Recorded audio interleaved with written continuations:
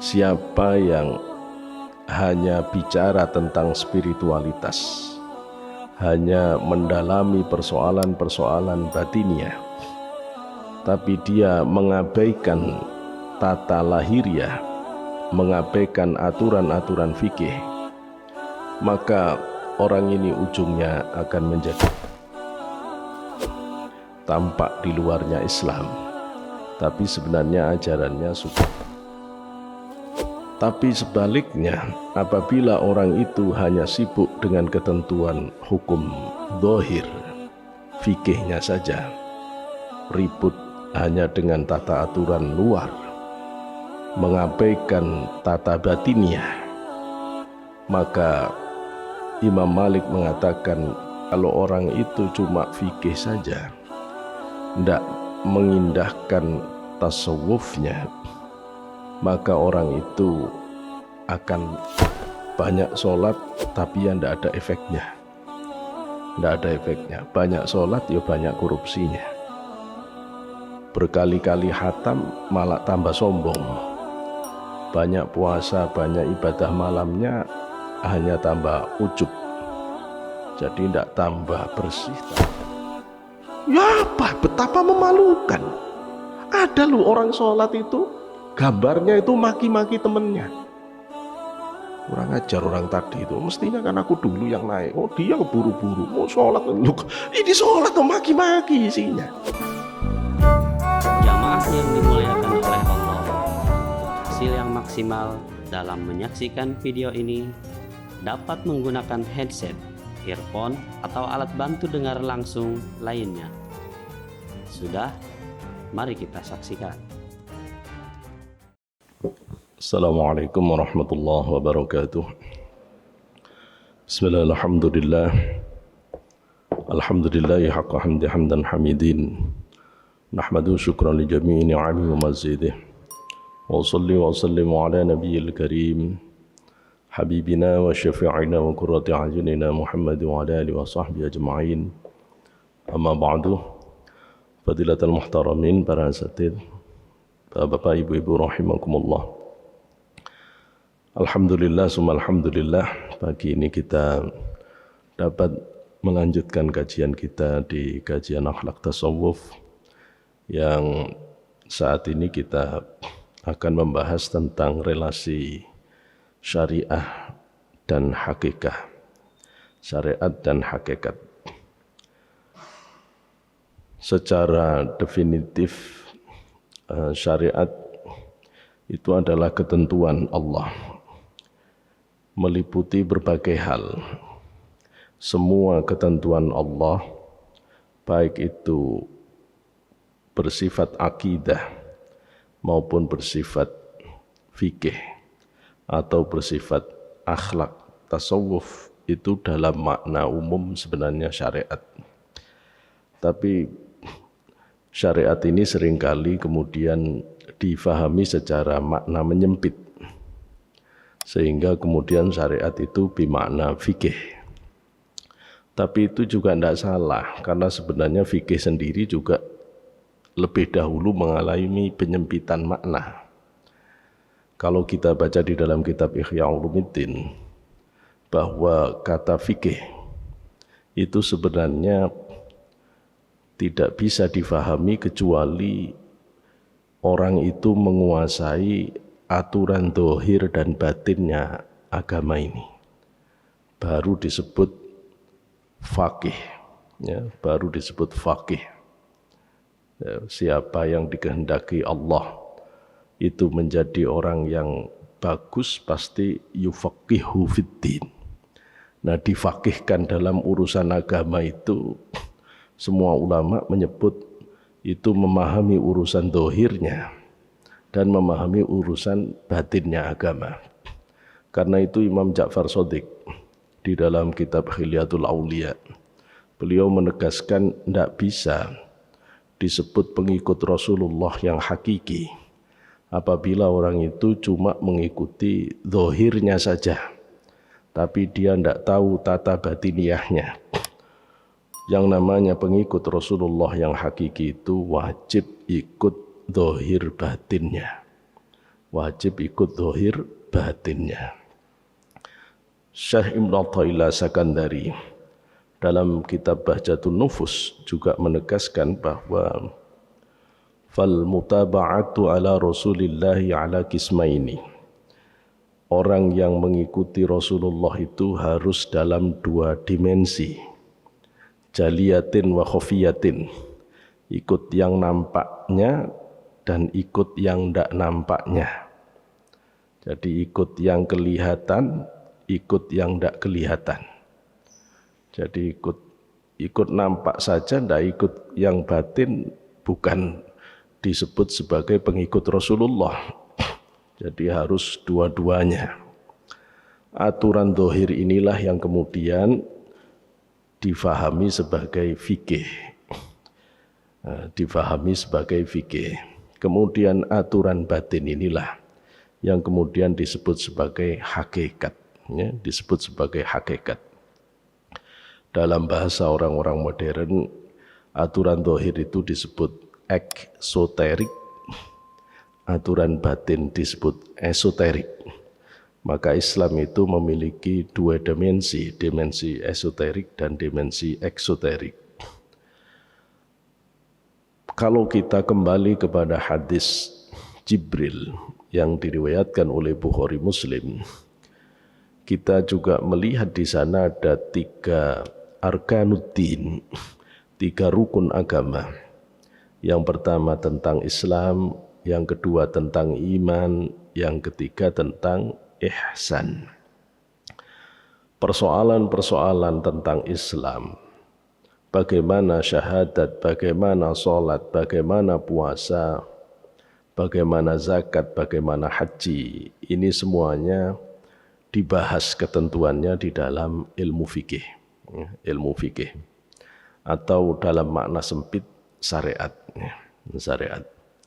Adapun persoalan akidah, bagaimana meluruskan batin itu kepada Allah, itu wilayahnya akidah ini kemudian menjadi ilmu kalam. Nah, ilmu kalam. Tapi kemudian modal akidah dan syariah inilah yang kemudian harus mencapai level ketiganya yang disebut dengan ihsan. Ihsan ditandai oleh Rasulullah. Al-ihsan an ta'budallaha ka'annaka tarahu fa illam takun tarahu fa innahu yaraka. Ihsan itu adalah satu keadaan di mana ketika orang itu menghadap Allah, itu sudah mampu ka'annaka tarahu, seolah-olah sudah mampu melihat Allah. Fa illam takun tarahu fa innahu yarak. Kalau tidak mampu di level itu, kata Rasulullah, ibadahlah kamu dengan keyakinan kamu diperhatikan oleh Allah. Keadaan orang yang ibadah seolah-olah melihat Allah, inilah yang disebut dengan ma'rifatullah. Tentu ini tidak mudah dicapai, ya, tidak mudah dicapai. Ada persyaratan-persyaratan batiniah dan persyaratan lahiriah yang harus dipenuhi. Ketentuan-ketentuan fikih harus dipenuhi semuanya. Kemudian ketentuan-ketentuan batiniahnya harus dilakukan. Kalau itu tidak mampu, kata Rasulullah, maka sholatlah kamu seperti diperhatikan oleh Allah. Inilah yang kemudian disebut sebagai maqam muraqabah. Maka maqam muraqabah dan ma'rifat ini adalah wilayah yang tidak bisa ditemui penjelasannya di dalam ilmu fikih. Inilah yang kemudian menjadi wilayah kajian akhlak tasawuf. Capaian tentang ilmu yang berkaitan dengan tata batiniah, inilah yang disebut dengan ilmu hakikat. Imam Ghazali mengartikan ilmu hakikat itu adalah taswirul qalbi, penggambaran dari batin akan satu objek yang sudah terbebas dari syahwat dan imajinasi, dari syahwat dan wahmiyah. Yang dimaksud pandangan objektif yang tidak diintervensi oleh keinginan dan tidak diintervensi oleh imajinasi, itu tidak akan terjadi kecuali pada pribadi yang sudah benar-benar stabil di hadapan Allah Subhanahu wa Ta'ala. Pada saat orang itu benar-benar objektif, tidak lagi dipengaruhi oleh gerak nafsu dan imajinasi, maka saat itulah dia akan melihat segala sesuatu seperti apa adanya. Seperti apa adanya. Dalam konteks pembicaraan hari ini kita mungkin lebih menyederhanakan makna itu. Aturan-aturan lahiriah kita sebut syariah, aturan-aturan batiniahnya disebut dengan hakikat. Imam Malik menjelaskan dalam makolahnya, ya, malam yatasawwaf falam yatafaqqah faqad tazaddaq wa man tafaqqaha wa lam yatasawwaf faqad tafassaq wa man jama'a bainahuma faqad tahaqqaq. Siapa yang hanya bicara tentang spiritualitas, hanya mendalami persoalan-persoalan batiniah, tapi dia mengabaikan tata lahiriah, mengabaikan aturan-aturan fikih, maka orang ini ujungnya akan menjadi orang zindik, tampak di luarnya Islam, tapi sebenarnya ajarannya sudah menyimpang, sesat dari Islam. Tapi sebaliknya, apabila orang itu hanya sibuk dengan ketentuan hukum zahir, fikihnya saja, ribut hanya dengan tata aturan luar, mengabaikan tata batiniah, maka Imam Malik mengatakan man tafaqqaha wa lam yatasawwaf faqad tafassaq. Kalau orang itu cuma fikih saja, tidak mengindahkan tasawufnya, maka orang itu akan fasik, rusak di dalam beribadatnya. Ibadahnya rusak, banyak sholat tapi yang tidak ada efeknya. Tidak ada efeknya, banyak sholat ya banyak korupsinya. Berkali-kali khatam malah tambah sombong. Banyak puasa, banyak ibadah malamnya hanya tambah ujub. Jadi tidak tambah bersih, tambah rusak semuanya. Kenapa kok begini? Karena ada problem di persoalan tata batiniannya tidak dikerjakan. Wa man jama'a bainahuma faqad tahaqqaq. Orang itu bisa ketemu hakikat apabila dia gabungkan keduanya. Kata Imam Malik, aturan fikihnya dipakai, aturan tasawufnya dipakai, maka orang itu ketemu hakikat. Nah, maka para ulama mengatakan, jika agama itu seperti badan manusia, jika agama itu seperti manusia, maka badannya adalah fikih, ruhnya adalah tasawuf. Ruhnya adalah tasawuf. Aturan dohirnya disebut fikih, aturan batinnya disebut tasawuf. Badan tanpa roh, mayat, segera dikubur. Secantik apapun, tidak bisa lagi orang tertarik. Ruh tanpa badan tidak bisa bermanfaat juga secara langsung untuk peradaban manusia. Maka ini dua yang tidak bisa dipisah. Maka relasi antara syariat dan hakikat itu adalah relasi yang niscaya, yang mutlak, tidak bisa tidak, tidak bisa tidak. Setiap ibadah yang hanya memenuhi unsur-unsur syariah dalam arti fikih tanpa mengindahkan tata batiniah, maka itu adalah surah bila hakikoh. Itu hanya gambar yang tidak ada hakikatnya. Surah bila hakikoh itu tidak bisa memenuhi unsur-unsur kesempurnaan di dalam sebuah ibadah, sehingga kita tidak akan menemukan efek signifikannya. Maka ketemulah jawaban kenapa orang Islam ini kok sholatnya banyak tapi perilakunya bertentangan dengan sholat. Kalau Allah di dalam Al-Quran berfirman, a'udzubillahi minasyaitonirrajim,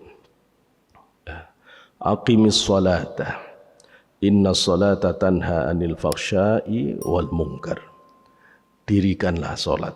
Mungkin lebih tepat maknanya, sempurnakanlah sholatmu zahir batin. Ya. Karena namanya aqimis sholah, iqamatus sholah, itu tidak akan terjadi kecuali sempurna.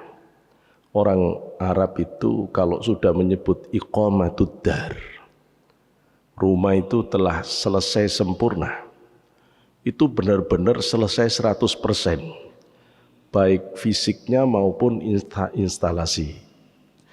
Sudah siap semuanya dengan segala hiasan-hiasannya. Sehingga rumah itu benar-benar siap ditempati, itu baru iqamatud dar. Kalau rumah itu baru berdiri fisiknya, tidak ada instalasi sanitasinya, tidak ada instalasi listriknya, belum ada wirelessnya, belum ada berbagai hal yang mendukung untuk bisa hidupnya rumah itu tidak disebut sebagai iqamatud dar. Maka lihat di Quran, ada orang sholat diancam oleh Allah, fawailul lil musallin alladzina hum an sholatihim sahun. Loh, orang sholat kok diancam? Iya, tapi ini al-musallin, bukan yang iqamatus sholah. Kalau orang iqamatus sholah itu sudah sempurna, pasti lepas dari neraka. Ya, pasti bebas adab kubur, pasti bebas adab neraka, pasti ahli surga. Kalau orang benar iqamatus sholah. Dan di dunia ini kita bisa saksikan orang yang benar-benar iqamatus sholah itu pasti tanha anil fahsya wal munkar. Kalau benar orang itu sholatnya memenuhi syarat dohir batin seperti yang Rasulullah ajarkan, pasti selesai sholat batinnya akan dirubah oleh Allah menjadi muak terhadap segala kemaksiatan. Tidak bisa orang sholat zahir batinnya sesuai aturannya Rasulullah terus masih seneng lihat maksiat. Itu tidak mungkin. Tidak akan pernah terjadi. Tidak akan pernah terjadi. Allah akan merubah batin orang yang benar-benar ikut Rasulullah zahir batin menjadi muak. Urusan seneng tidak seneng itu urusannya Allah. Kenapa ada orang seneng lihat paha terbuka? Kenapa ada orang yang ketika lihat langsung tunduk matanya? Kenapa ada orang yang masih seneng godain istri orang lain? Kenapa ada orang yang melihat itu seperti bangkai yang menjijikkan? Itu persoalan bentuk batin. Bentuk batin ini terjadi kalau orang itu benar lurus batinnya di hadirat Allah.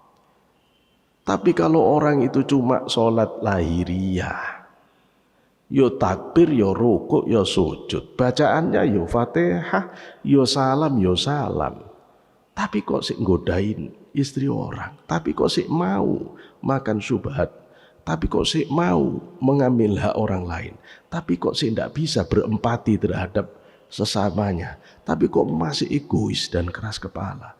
Ayo dicek, bener sholat tak? Bener sholat tak orang ini? Karena yang namanya api pasti bakar, yang namanya api pasti panas. Tidak ada api tidak panas, meskipun apinya kecil Bapak berani pegang, ya panas. Kalau benar itu sholat pasti tanha anil fahsya wal munkar. Meskipun yang dibaca qul ya ayyuhal kafirun sama qul huwallahu ahad, pasti tanha anil fahsya wal munkar. Karena pernyataan Allah di dalam Al-Quran, inna sholata tanha anil fahsya'i wal munkar, tidak menyisakan margin of error. Ini bukan kesimpulan penelitian. yang di situ masih bisa tersisa 0,2% error, sehingga kita bisa mengatakan mungkin dari 100 orang yang sholat benar itu adalah 2% yang enggak bisa begitu. Allah itu pernyataannya sudah fix, tidak ada blesetnya sama sekali. Tapi ketika kita melihat kok orang ibadah kok tidak ada efeknya, ayo dilihat,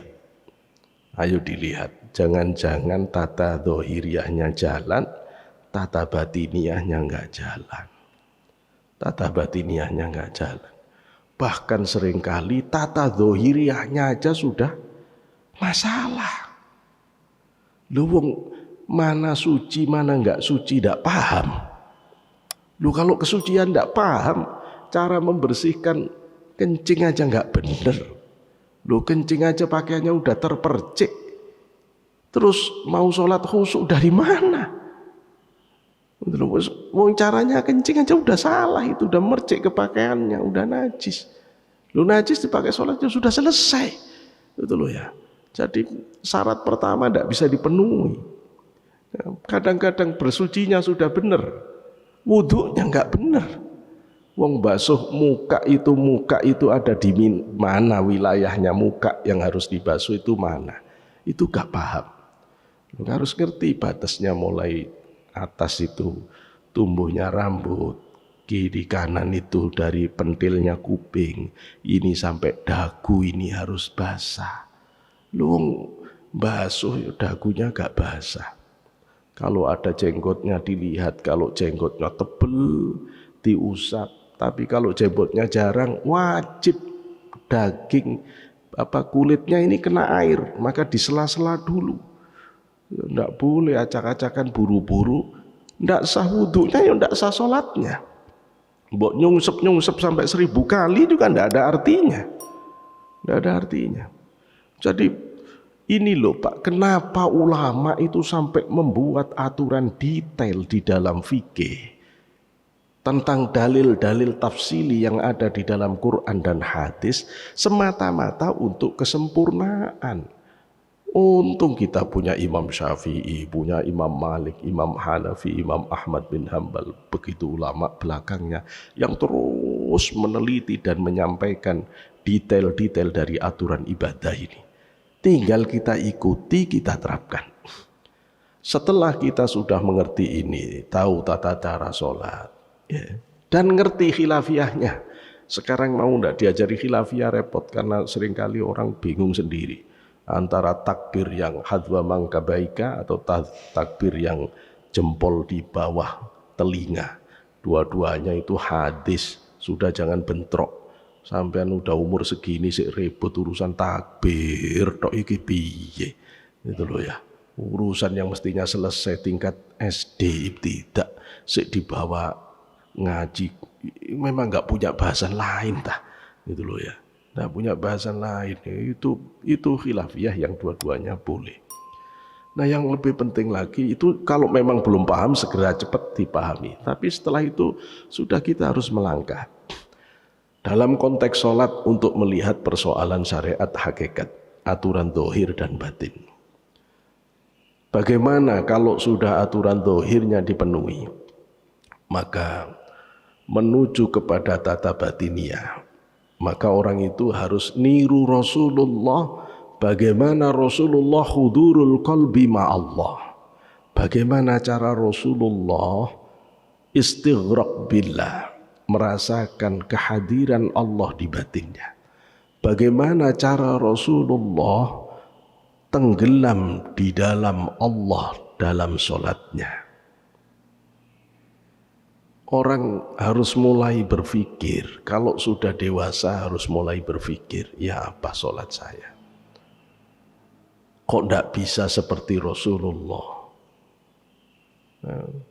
Kata Rasulullah, hubbiba ilayya at-tayyibah wan nisa'a was sholah.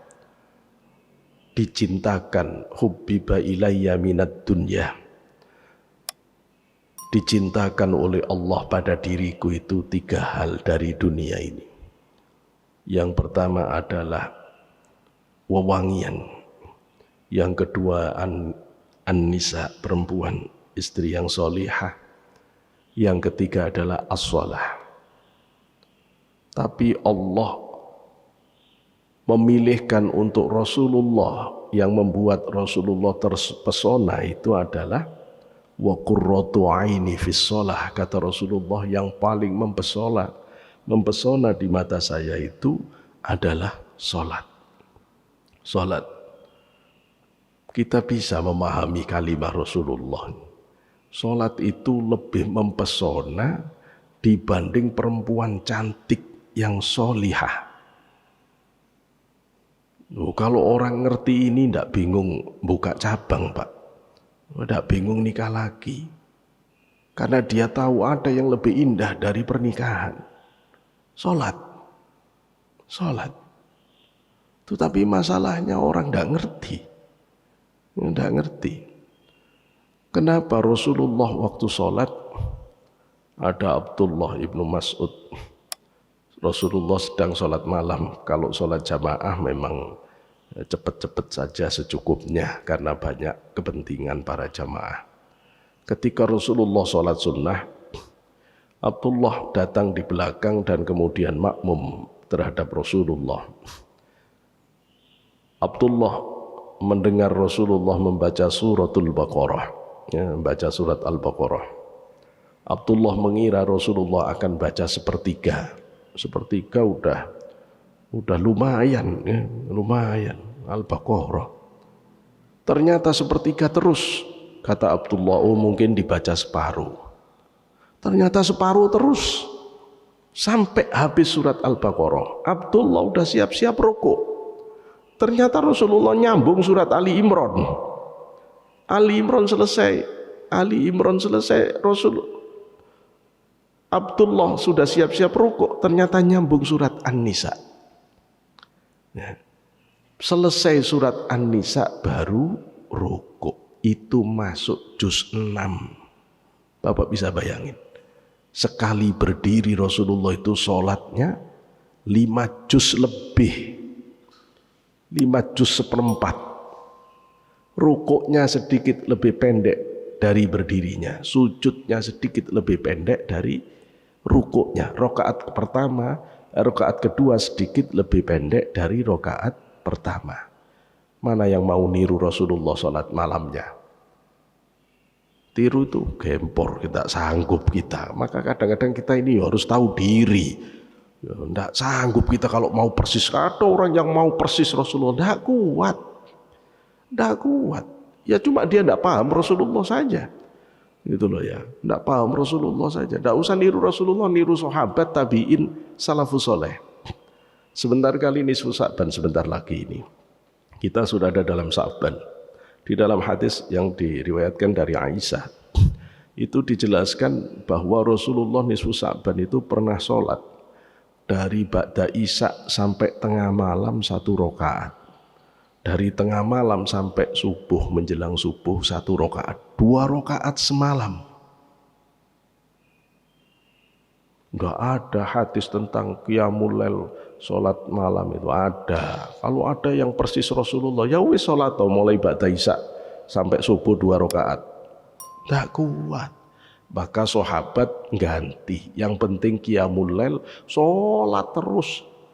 Ya, sholat terus. Akhirnya kata Hasan Al-Basri, aku menemukan tidak kurang dari 30 sahabat yang kalau nisfu Sa'ban sholat malam 100 rakaat dengan membaca Qul huwallahu ahad 10 kali tiap rakaatnya. Memang itu bukan hadis, ya bukan kelakuannya Rasulullah. Kalau mau yang persis Rasulullah ya 2 rakaat sujud yang lama. Tidak kuat, Pak. Tidak kuat. Oh, kita mau 100 rakaat yang model sahabat, model tabi'in aja udah kelengger kok gitu loh ya. Kelengger. Jadi mohon bisa ngerti. Rasulullah itu sudah terlalu indah, Pak. Kalau sholatnya Rasulullah itu model kita. Imam ini baca 10 ayat kita sudah gerundel. Kayak imam sendiri aja, nggak ngerti apa kalau di belakang ada yang tuh. Padahal baru 10 ayat. Imam-imam biasanya baca 3 ayat, 5 ayat sudah rukuk. udah rukuk itu loh ya, sudah rukuk. Loh itu saking sedikitnya sebenarnya, sedikitnya. Maka kalau kita melihat itu, Rasulullah sangat istimewa dalam sholatnya ya. Maka kita mengerti Rasulullah sholat sampai betisnya itu bengkak, tumitnya itu pecah. Itu kalau tidak dengan keadaan batin ka'annaka tarahu, seolah-olah melihat Allah, tidak bisa. Bapak baru bisa menghabiskan seluruh waktu kalau di dalam sholat itu nampak keindahan yang menghabiskan seluruh kesadaran. Itu yang terjadi pada Sayyidina Ali waktu kena panah, kemudian dicabut sakit, maka Sayyidina Ali minta, biarkan aku sholat dulu. Nanti di tengah sholat kamu cabut. Begitu Sayyidina Ali sholat, dicabut, tidak bergerak sedikit pun. Bapak bisa bayangkan, cabut panah dicabut itu gak terasa tak? Yo terasa. Wong vaksinasi yang gak terasa aja udah jerit-jerit gitu loh ya. Apalagi anak panah dicabut. Anak panah dicabut. Gak terasa sama sekali. Kalau kenikmatan batiniah Sayyidina Ali dalam sholat itu sebanding dengan sakitnya cabutan, masih bergerak. Masih bergerak. Ya. Kalau tenggelamnya batin Sayyidina Ali ke hadirat Allah itu menyisakan kesadaran di luar dirinya 5% saja masih bergerak. Berarti Sayyidina Ali kalau sholat itu bisa tenggelam habis ke hadirat Allah. Sehingga tidak menyisakan kesadaran keluar, dicabut, gak terasa. Gak terasa. Karena itu betul bahwa keadaan paling lemah secara zahir orang-orang soleh saat sholat. Karena itu kalau mau bunuh Umar, bunuh Ali, ya sholat. Kalau dibunuh dalam keadaan hidup, ya pasti mati orang itu. Ali mau dilawan, Umar mau dilawan.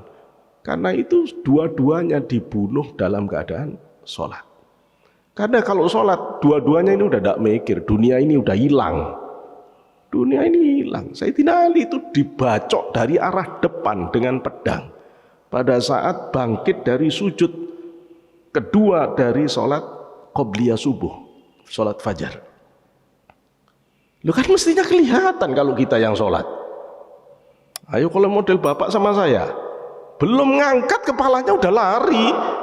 Lari kita. Bapak bisa bayangin, ada orang ngancem mau bacok itu loh sampai tidak kelihatan. Ini orang bagaimana fokusnya ke Allah. Lihat Ali Zainal Abidin, cicit Rasulullah ini. Dia sholat, rumahnya terbakar. Habis rumahnya. Kecuali menyisakan tempat sholatnya. Tidak bergerak. Tidak bingung, orang bingung. Ya, orang bingung memadamkan rumahnya, dia tenang. Kenapa? Pertanyaan ini tidak pernah menjadi pertanyaan kita di dalam sholat kita. Kenapa sholat kita itu kalau sudah takbir kok tambah sensitif keluar? Kenapa kita ini tidak bisa masuk di dalam sholat? Ini problem hakikat. Ya kita punya problem syariat, paham saya. Tapi itu monggo diselesaikan. Tapi setelah selesai problem syariat, ayo problem hakikat ini dibahas. Kekhusyuan ini loh, diajar, belajar kita. Belajar kita. Karena Rasulullah sudah menegaskan dalam hadis, sholat itu diterima sejauh yang disadari. Ya. Jadi berapa sadarnya dalam sholat itu yang diterima. Karena itu Imam Ghazali menyatakan sholat itu 3 level. Batiniahnya itu 3. Yang pertama disebut sholat itu khusyuk apabila sholatnya orang itu sadar. Sadar dulu. Sadar kalau sholat. Allahu Akbar, saya takbir ini. Allahu Akbar, saya rukuk. lisan baca kabira walhamdulillahi katsira, inna sholati wa nusuki wa mahyaya. Sadar kita. Kalau tidak sadar itu kebalik-balik. Inna sholati warhamni wajburni. Loh, kok wajburni warhamni ada di sini? Apa kayak? Ya kita pengalaman, kita pernah sholat begitu. Ya, wong subhanallah, ini posisinya rukuk. Yang dibaca apa? Subhana rabbiyal a'la wa bihamdi. Lu rukuk doa sujud gitu loh ya. Kebalik-balik itu loh ya, kebalik-balik. Kadang-kadang atahiyat awal kebabas, innaka hamidum majid. Aduh, kebabas di korting ya Allah sebenarnya sampai di tengah. Wah, sini balik. Kadang-kadang bingung mau atahiyat akhir atau naik lagi. Ini sudah 3 atau sudah 4? 3 atau 4? Tidak sadar kita sholat itu. Tidak sadar. Tidak sadar kita sholat ini. Sekarang kalau mau masuk ke wilayah hakikat, sholat ini harus sadar, belajar sadar. Sadar saja dulu kalau kita sedang sholat. Ya, anak-anak kita yang sekolah mungkin belum ngerti maknanya. Tidak apa-apa, yang penting sadar. Kalau sholat itu sadar. Sadar sholat, tidak gampang. Tidak gampang. Kenapa? Karena memang ada setan yang suka menggoda konsentrasi orang itu untuk dialihkan supaya tidak ada kesadaran kepada Allah, sehingga kalau sholat apa saja diingatkan, barang-barang hilang diingatkan, kunci-kunci yang lupa tempat diingatkan, semuanya ingat, semuanya ingat. Pak, sholat kita Bapak lihat, zahir sudah sesuai syariat, takbirnya, bacaannya, gerakannya sudah sesuai syariat semuanya. Tapi begitu takbir Allahu Akbar, sudah gini, udah kayak dia seriusnya. Begitu ngelihat sajadah, langsung mikir, warnanya kurang matching. Mestinya ini ditambah agak hijau, itu menarik. Kalau di sini dikasih ini tambah menarik. Pak, zahir sholat, batin gambar. Ini tidak sholat, gambar. Ayo, sudah dibuang sajadah, tidak sajadahan. Biar saya khusyuk, pada gambar-gambar tambah ruwet. Sholat Bapak, Allahu Akbar. Tuh, ngelihat natannya tegel ini. Ini tukangnya yang masang kurang presisinya ini. Mestinya ini masih bisa lebih sempit lagi. Padahal kalau nggak sholat Bapak ya nggak mikir. Tapi kenapa ketika sholat kita ditarik keluar dari Allah, kok jadi mikirin yang di luar? Bahkan kita dibawa ke mall, ke Giant, ke sini, ke sana, kemana-mana kita. Badan ngadep Allah, batin ngadep mall. Untung Allah Tuhannya. Kalau bukan Allah, habis kita. Kebayang Bapak kalau ngadep orang, tapi Bapak badannya ngadep ke sana kemari. Kata orang Jawa, digerpas Bapak, ya, dipukul Bapak. Itu loh, tidak ada etika. Sudah mau ngadep kepala sekolah, mau ngadep gubernur, assalamualaikum. Begitu dibukakan pintu terus, anu Pak saya mau ngadep, ya silakan. Ya tapi sebenarnya terus ngadep ke sana sini. Wah, tidak punya etika. Jadi kalau kita mau bayangkan keadaan batin kita ngadep Allah, kata orang Surabaya, cek kurang ajarnya. Ya, sangat tidak punya etika batiniahnya. Itu loh ya. Maka kalau seandainya sholat kita itu di print out, selesai sholat assalamualaikum, assalamualaikum, terima print outan batin. Kira-kira apa gambarnya? Ada loh yang sholat itu keluar gambarnya artis-artis. Ya apa, betapa memalukan. Ada loh orang sholat itu gambarnya itu maki-maki temennya. Kurang ajar orang tadi itu. Mestinya kan aku dulu yang naik. Oh dia keburu-buru mau sholat. Loh, ini sholat tuh maki-maki isinya. Gitu loh ya. Ada yang gambar sholat itu cuma nyari tumit. Sholatnya gambarnya nyari tumit sebelah. Loh itu apa sholat kok gini. Gitu loh ya. Sholat itu harusnya Allah gambarnya. Tapi tidak mampu. Maka minimal level pertama itu sadar. Kalau bisa naik ngerti faham. Ngerti artinya bacaan, memahami dan meresapi. Kalau bisa sholat itu kita ngerti bacaan, faham, kita resapi. Oh ini Pak, yang membuat sholat itu ketemu nikmatnya sudah. Tidak mungkin sholat itu kemudian tidak membuat hati ini menjadi plong, tenang, nikmat. Wis gak perlu yoga-yoga, itu tidak perlu. Mau seorang Islam punya sholat sih bingung nyari model lain untuk menenangkan diri. Sampean kayak nggak ngerti sholat, kayak nggak ngerti Quran, kayak nggak ngerti zikir saja. Gitu loh ya, sudah diberi fasilitas banyak untuk membangun konsentrasi dan menenangkan batin. Gitu loh ya. Balik ke Allah. Di yoga sampean cuma disuruh kosong. Kosong terus isinya apa? Gitu loh ya. Allah, jangan dikosongkan. Allah. Ya Allah. Maka begitu sholat itu mengatakan inna sholati. Bayangkan, setiap hari kita berdiri di hadapan Allah, bersumpah, berkomitmen. Inna sholati, sesungguhnya sholatku, wa nusuki, ibadahku, wa mahyaya, hidupku ya Allah, wa mamati, matiku ya Allah, lillahi rabbil alamin, hanya untukmu ya Allah. Terus korupsi bisa? Kalau orang ngomongnya benar-benar ke Allah begitu, hidupku, ibadahku, matiku hanya untukmu ya Allah, bisa Bapak korupsi? Tidak bisa. Kecuali waktu ngomong tadi itu pura-pura. Ayo ndak usah doa yang sampai selesai, baru sampai doa kabiro saja Bapak tidak bisa ngelihat yang haram kok.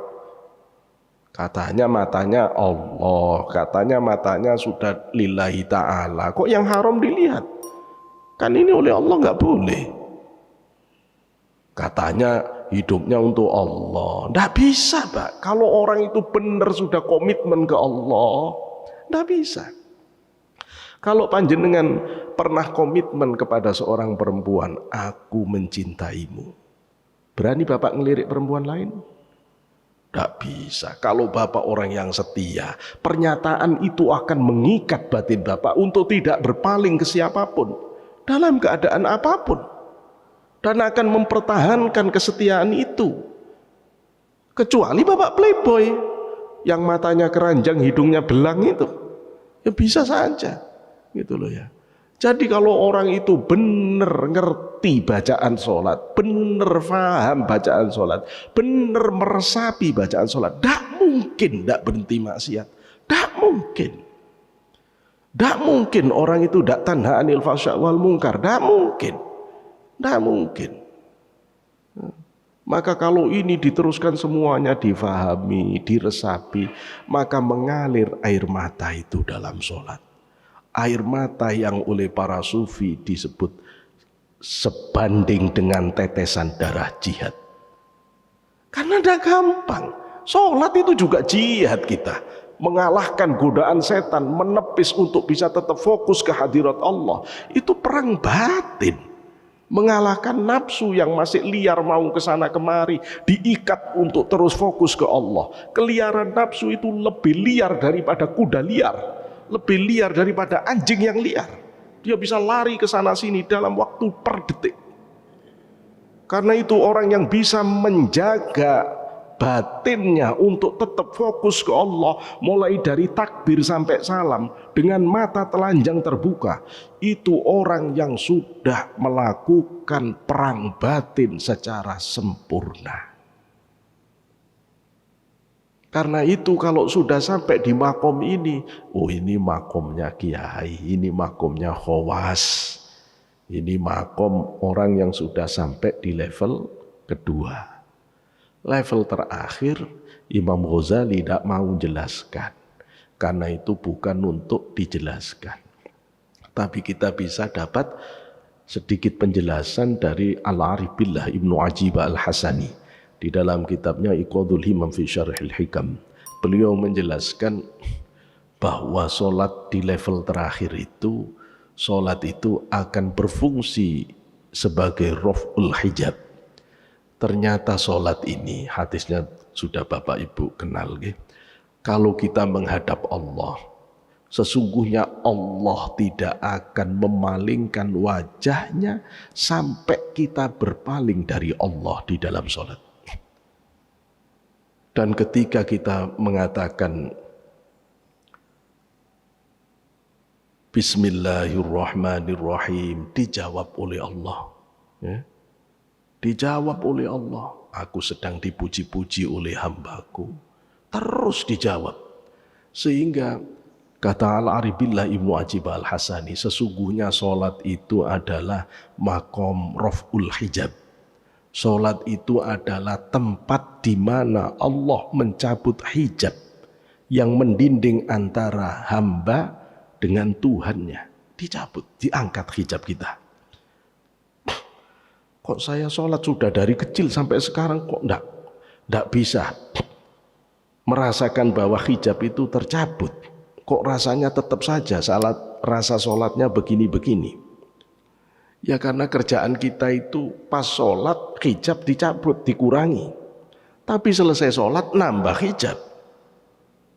Ya ini pekerjaan yang enggak selesai-selesai. Sholat bersih-bersih, selesai sholat kotori lagi. Baru assalamualaikum, enggak zikiran langsung buka HP. Begitu ngelihat langsung maki-maki kawannya. Jawab, lu yo opo? Baru sholat sudah ghibah. Itu loh ya, baru sholat sudah ghibah. Baru sholat sudah hoax. Hoax itu bahasa kita, bahasa agamanya fitnah. Itu loh ya, itu fitnah. Fitnah itu lebih kejam daripada pembunuhan. Asyaddu minal qatl.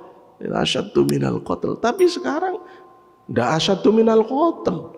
Hoax itu jadi mainan kayak barang murahan. Ya, barang murahan. Jadi yang begini ini yang jadi ruwet semuanya. Jadi ruwet semuanya. Kalau orang itu bisa memahami maknanya, meresapi, kemudian sholat itu menjadi makom raf'ul hijab, dibuka.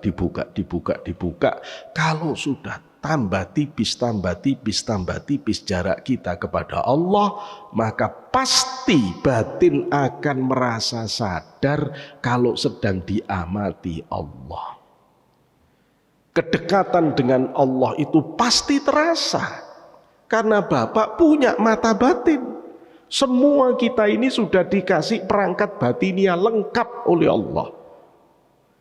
Bapak punya mata zahir, telinga dan seterusnya panca indera, tapi Bapak punya otak. Ini indera dalam. Tapi Bapak punya ruhani. Yang ruhani itu ada al-qalbu, ada ar-ruh, ada sir, mata batin. Punya kita. Ainul basirah, kadang orang menyebut mata batin atau disebut basirah, punya kita. Ya, punya kita. Sehingga begitu orang itu diangkat, mulai terasa diperhatikan oleh Allah. Bapak tidak bisa. Mau sholat ngawur itu tidak sanggup. Mau sholat pakaiannya tidak benar itu tidak bisa takbir. Tidak bisa. Kenapa? Bapak punya perasaan. Maka beda sholatnya orang yang punya perasaan dengan sholat orang yang tidak ada perasaannya. Seperti laki-laki ngadep perempuan pakai perasaan dengan laki-laki ngadep perempuan tidak pakai perasaan. Ya beda. Yang tidak pakai perasaan itu pakaian tidak dicuci seminggu biar gak setrikaan, bang ngomongnya itu belepotan nyinggung orang lain tidak penting. Kenapa? Namanya juga tidak perasaan. Tapi kalau Bapak ada rasa, tidak bisa. Sanggup berdiri dengan baju yang tidak setrikaan? Tidak sanggup. Sanggup berdiri dengan pakaian yang tidak wangi? Tidak sanggup. Sanggup pakaian yang tidak lengkap? Tidak sanggup. Semua kiai kalau sudah ngadep Allah sempurna pakaiannya. Kenapa? Perasaan jalan. Perasaan jalan. Itu loh ya. Tidak sanggup. Sholat tidak kopiahan, tidak sanggup. Ini bukan persoalan kan tidak apa-apa. Bukan persoalan tidak apa-apa. Ini persoalan batin. Persoalan batin. Sholat mau cepet-cepetan, ya selama syarat rukunnya terpenuhi tidak apa-apa. Tapi kalau sudah persoalan batin, mana ada orang ketemu kekasihnya terus kepingin cepet-cepet selesai? Tidak ada. Kalau orang benar ketemu nikmatnya sholat, tidak akan mau berhenti. Kalau saja tidak ada tugas kehidupan lain di dunia ini, tidak berhenti. Cuma karena kebutuhan lain maka berhenti. Yaitu semata-mata karena itu. Maka kalau ini terus diteruskan, terasa kedekatan dengan Allah. Jadi seperti kata ihsan yang disebutkan Rasulullah, orang akan merasa di dalam ibadahnya dia diperhatikan oleh Allah. Bahkan di luar ibadahnya, dia seperti terus disorot oleh Allah. Disorot oleh Allah. Mau melakukan yang tidak benar itu sepertinya kameranya Allah ini terus nyuting. Mau tidur, tidak sesuai dengan aturan Rasulullah, itu bingung sendiri, tidak bisa. Kenapa? Sudah jalan ini, pengawasan dari Allah jalan. Ma'iyatullah terasa di batinnya. Kalau ini terus hijabnya diangkat, kata Al-Arif Billah Ibnu Ajib Al-Hasani, maka orang itu bisa ka'annaka tarahu, seolah-olah melihat Allah. Kalau sudah sampai di makom ini, namanya wusul ilallah, sampai batin ke hadirat Allah. Kalau sudah bisa ka'annaka tarahu, namanya ma'rifatullah. Kalau sudah sampai di sini, sudah ngerti hakikat. Bahkan kata para aulia illah, inilah makom yang orang itu akan merasakan kehendak Allah secara langsung di batinnya, yang disebut dengan khatirul yaqin. Syekh Abdul Qadir Al-Jilani dalam kitab Ghunyah menjelaskan ini. Maka orang itu tidak akan bergerak kecuali atas kesadaran kehendak Allah yang ada di batinnya. Orang yang semacam ini, dia adalah kekasih Allah. Dia adalah kekasih Allah yang memang batinnya sudah bisa fokus ke hadirat Allah. Maka syariat adalah bentuk luar dari hakikat. Hakikat adalah bentuk batin dari syariat. Hakikat sama syariat tidak bisa dipisahkan sedikit pun. Tidak bisa dipisahkan sedikit pun. Sehingga ulama ada yang menyatakan syariat hakikat itu barangnya satu. Cuma yang nonjol keluar namanya syariat, yang ada di dalam namanya hakikat. Jadi syariat itu adalah hakikat yang kelihatan di luar. Hakikat itu adalah syariat yang ada di dalam. Sama sudah kalau begini. Maka dengan begini kita bisa mengerti betapa pentingnya hakikat dan syariat ini untuk bisa menetapkan langkah batin kita di hadapan Allah Subhanahu wa taala. Saya kira ini yang bisa disampaikan dalam keterbatasan waktu ini. Kurang lebihnya mohon maaf. Hadanallahu wa iyyakum ajma'in. Assalamualaikum warahmatullahi wabarakatuh.